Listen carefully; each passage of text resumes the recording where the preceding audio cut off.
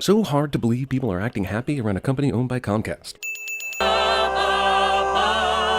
Universal tries to excuse 23-second logo by including a cappella warm-up audio underneath it. Oh, this one's gonna stick, John. Well, you saved the Jew for last.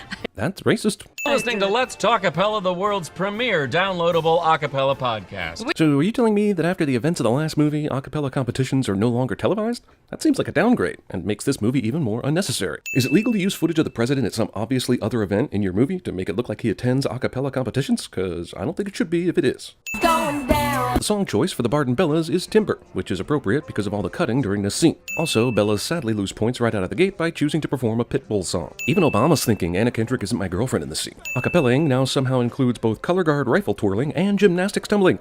Shouldn't that be against the rules? Florencia Fuentes just earned your green card, John. Look, I know what you're doing. You're being over-the-top racist for laughs, but this just seems forced. She may have to do that backflip right back over the fence into Mexico. The only way this would be redeemable is if these broadcasters were actually trying to get fired so they wouldn't have to do these competitions anymore. But I have a sinking feeling that's not the case. I'd remove 10 sins if that's what happens. There is so much happening on stage, I don't even know where to look. The same could be said for the editing of this movie.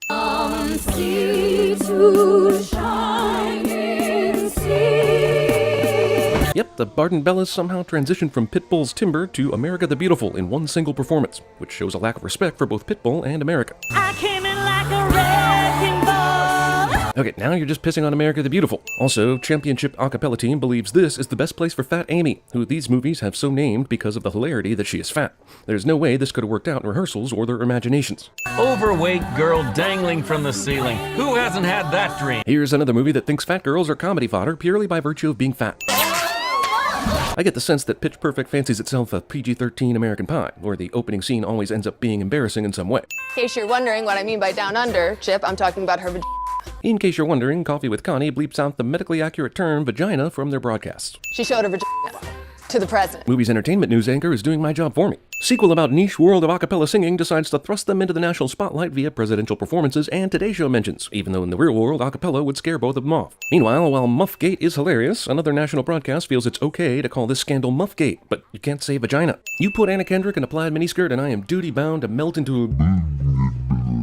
Funding is drying up. Sponsors are pulling out. You had sponsors for acapella competitions? I'm not even angry. That's amazing. The Bellas are hereby suspended. Oh no, now this movie can't happen. But the truth is, you're just women.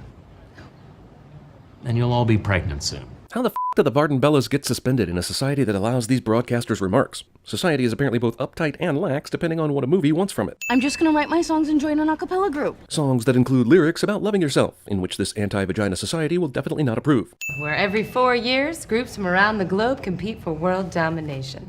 I'm sorry, I just feel like I always have to be on. I can tell that Elizabeth Banks is having a hard time working with the director of this movie. Seriously, how many camera setups do you go through when you do these scenes? You guys work way too hard to not give us anything to focus on. When I was 9 years old, my brother tried to sell me fried chicken. Introducing Flo, ladies and gentlemen. She's here to remind you that your problems are of the first world variety, while at the same time perpetuating weird racial stereotypes. Isn't she fun? Just want to put you in a box and saw you in half. Young Hannibal Lecter. Hey, that sign merely says "the," bitches, "the." Also, why send a note with magazine cutout lettering if you're going to use your own stationery and sign your goddamn name? These two people are still somehow together. You're hired! I need really great ideas. Snoop is coming. This guy demanded ideas in exactly 1 minute, and Becca looks like she has some ideas, but movie cuts away from this scene as if time's not a factor, and she'll be able to share her ideas a week from now. You do not want to hear that woman doing it with my dad. What an odd thing to say. Fat Amy would be amazing at CinemaSins. Also, didn't we just hear Emily say gross when her mom said she was going to be her sister? Who thinks that's gross and then says some shit like this? It's always good to have an extra body, just in case one of us gets kidnapped for ransom. How did this girl end up going to college and joining an a cappella group when she's clearly one note? Movie spends 3 minutes of its runtime on this party, and no one breaks into song or makes out or gets assaulted, and no one ends up shoved in the pool, and have these filmmakers ever been to college? Plague, Slargan, Dorfless. Somehow Emily and Benji will be a thing by the end of this movie. Don't kill the messenger. Number's back! Yep, they brought this guy back for the sequel, because he's why you love the original, right? German pentatonics. Also, supposed European champions sing an awful rendition of Muse's Uprising, a song that does not lend itself to a cappella in any way. I mean, I like movies and stuff, but when was the last time a new car was announced via a cappella group singing? Like, never? You are, what do the American kids say, jelly? Yes, this is indeed an a cappella group standoff. I'm legitimately surprised they're not literally singing Jets and Sharks right now. You are the kicker of ass? Why does every one of these competition movies need an evil team? Why can't the rival team be filmed with a bunch of underdogs who work just as hard as a good team? At the very least, we could stop all this bring it on every time someone stomps a yard, drum line, steps up, purple rains, 8 miles, or electric boogaloos. You are so tiny. Like an elf. How dare you talk to my secret second wife like that? Acapella group practice montage begins with cat crawling ass exposure instead of singing. How much fluff is in this movie? At most, this should have been an 80-minute cash grab of a sequel, but it's nearly 2 hours, probably for the very reason of not appearing to be a cash grab of a sequel. Ang Lee's Pitch Perfect 2. Also, acapella training somehow includes all the ribbon dancing. There are 12 panels of action on screen right here. That means the movie officially wants to fool you or fuck you. Come Santa Claus, here comes Santa Claus. Yeah, no, it really doesn't matter what you do to these Christmas songs, it still sounds like everything else. But this will be considered genius, no doubt. Once again, this girl demonstrates remixed Jedi powers so strong she should already be in the music business instead of here, auditioning for a job and but whatever. Cool remix, yo. Dax, did you see what happened there? Even though I love Keegan-Michael Key, and he could do no wrong in my eyes, movie steals the Sean Combs character from Get Him to the Greek. Characters beat each other with pillows, which were made from the contents of this movie. Also, yet another all-female pillow fight I was not invited to. I'm beginning to think this is intentional. You know this sets women back like 30 years. Yep, and also that you joking about that does not remove the blatant sexism of this scene. I'm always conflicted when I see an actor in a movie who would rip this kind of to pieces as a stand-up comic. At least it's not Alvin and the Chipmunks this time. Hey! What are you doing here? What is... This supposedly romantic couple doesn't speak to each other at all, apparently. Out of Wisconsin, the Green Bay Packers. Here's a good explanation for the Packers' somehow disappointing season where they still made the playoffs. A $42,000 gift card to Dave & Buster's. So, nothing then? Movie thinks I'll overlook repetition of the empty pool sing-off from the first movie if it dresses it up in some kind of Zoolander underground setting. And movie is wrong. Discount Clay Matthew, well, I'll be damned. So, where are we in this movie? There's some weird rivalry between a German team and a disgraced American team. Becca and Jesse are still dating but never talk to each other. Red Hot Emily will start dating Benji once he can finally speak words because she clearly has no other options. And Becca is about to let down the Bellas by putting work over the World Championships. The main conflict of the movie hasn't even happened yet. What the f*** am I watching? Green Bay Packers. This won't be the last time the Green Bay Packers hear this. We are never, ever, ever, ever getting back. These two battling a cappella teams both sing in the same key to help each other out. Wait, what? What's love got to do? Got to do with it? Even if you're clearly stupid like Bumper and his team is, I don't see how you think that What's Love Got to Do With It has anything to do with John Mayer. But let's rewind for a second. What does 1,000 Miles have to do with John Mayer? Or that Taylor Swift song that was supposed to be about Jake Gyllenhaal? This is actually a stupid-ass category when it comes down to it. It's an 100% no. This just keeps getting funnier. God damn, that scene lasted 14 minutes. Listen, Reggie, is it Reggie? Asshole can't remember people's names cliche. Rebecca, what is it? Becca? This is supposed to be funny a second time in 30 seconds. Hey, it's Jesse. Text me. Hey, it's me. Reggie, because that's funny. By the way, are we still dating? We spent more time together in the last movie when you had absolutely no chance to get me. Becca effing Mitchell. Okay? You're the big BM. Screenwriters, y'all. Also, the idea that Anna Kendrick would ever need a pep talk from anyone other than the mirror. Movie has time for this love story. Actually, I think Fat Amy and Bumper have spent more time on screen together than Becca and Jesse. I'm a free-range pony. They can't be tamed. Is it in this girl's contract that she improvise all her lines poorly? Becca's expression matches mine. Any excuse to drag these assholes back in the picture, I guess. Why weren't they at David Cross's mansion for the Dave & Buster's gift card sweepstakes? Also, I thought they hated the Bellas for their so-called muffgate. Why would they even bother covering this event? I'm so angry at this movie right now. And as I see Fat Amy perform on this stage for mostly older people, I wonder how someone so disgraced in the media earlier is allowed on stage in the first place. Also, did they even practice this? I thought Becca was so obsessed with her career she didn't even get around to creating the set, but apparently she did just enough to pull off a show even if it ends up failing spectacularly. Gail, it's as if the Barton Bellas just don't know who they are anymore. Isn't this the same problem from the last movie? When they'd done the same routine for so long that they'd lost their identity and edge? I like the first movie too, people, but sometimes stories simply cannot support sequels. This is what happens when you send girls to college. Is it? Ah, so there's a voice of reason in this broadcasting team? The one talking about green cards earlier? There's only one thing for us to do.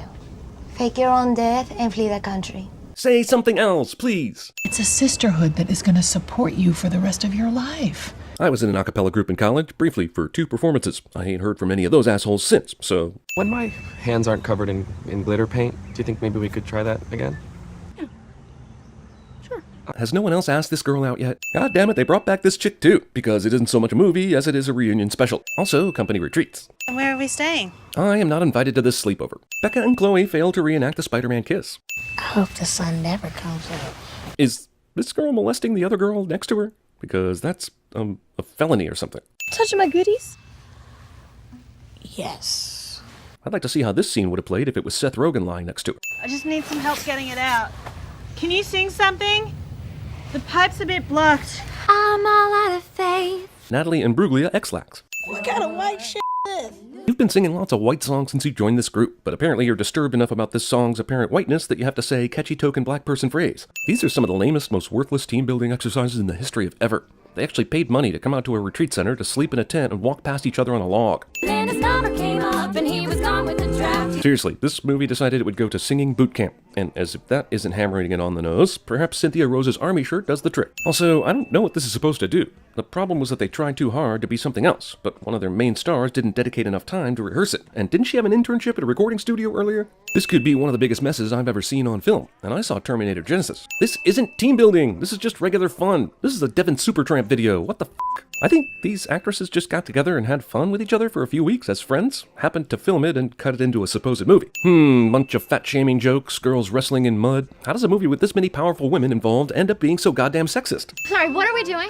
Good question. I would have asked it several hours ago. You've been lying to us for the entire year, and now— Skip! Seriously, this whole place is like full of booby traps. While I agree this is a shitty retreat center, this is actually the first booby trap you've encountered. Oh my god. 5 minutes of campfire feelings and this fluff sequel doesn't even get close to turning into The Craft. I would even have accepted a discount Foxfire, because there's nudity in that. Also, Anna Camp is literally at a camp with a campfire. Poetry. Want to collaborate on something? Wait, you being serious? Yeah?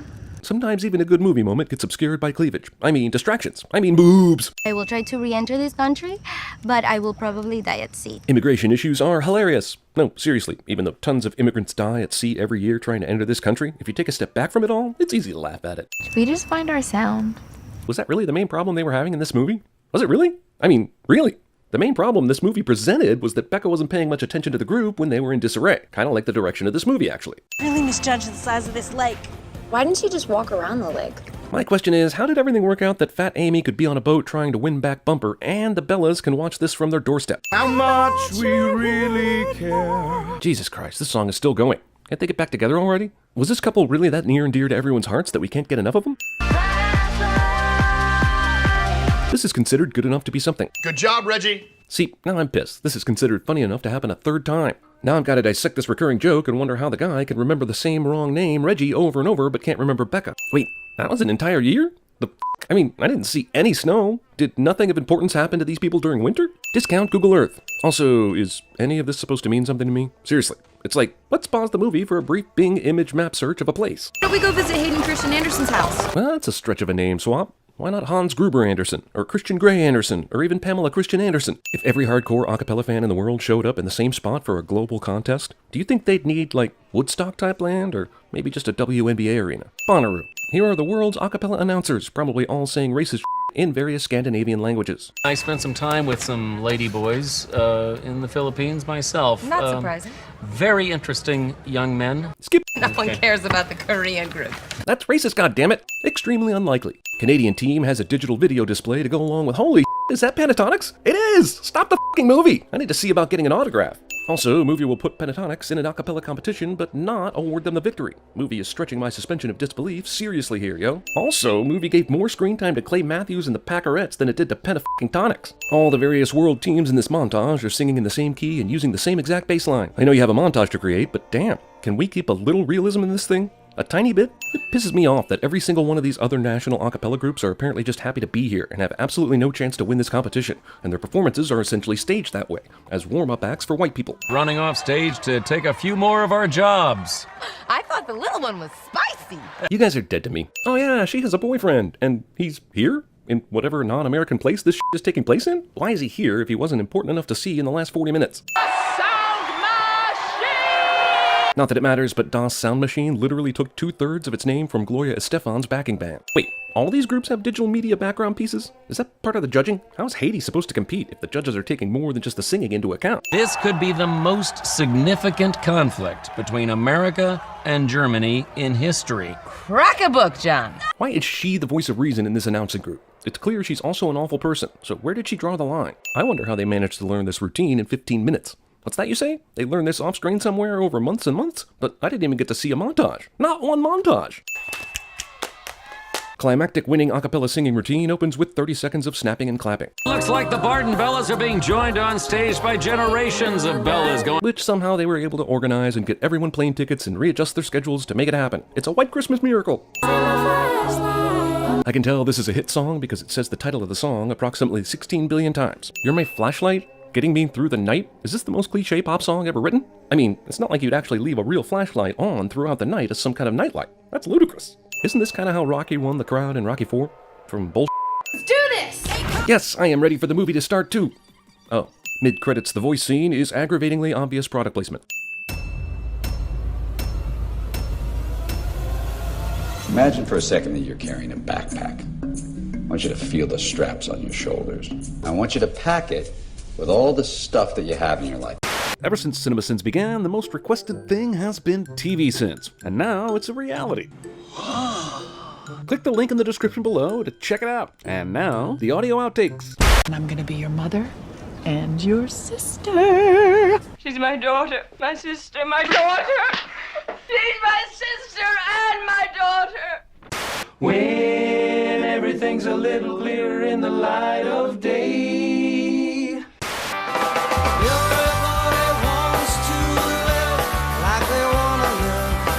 You know, Okay. I'm like a firework. Baby, you're a firework. Come on, show 'em what you were. Blue shadows on the trail. You're excited? Feel these nipples. May I have the password, please? Fidelio. That's right, sir. That is the password. On a special diet. You gotta give me some answers. Yes, no. To get to the other side. The worst thing that happened is that we owe another $100,000. There's a fugitive warrant out for Cheney. Government will pay you $2 for bringing him in plus 10 cents a mile for each of you.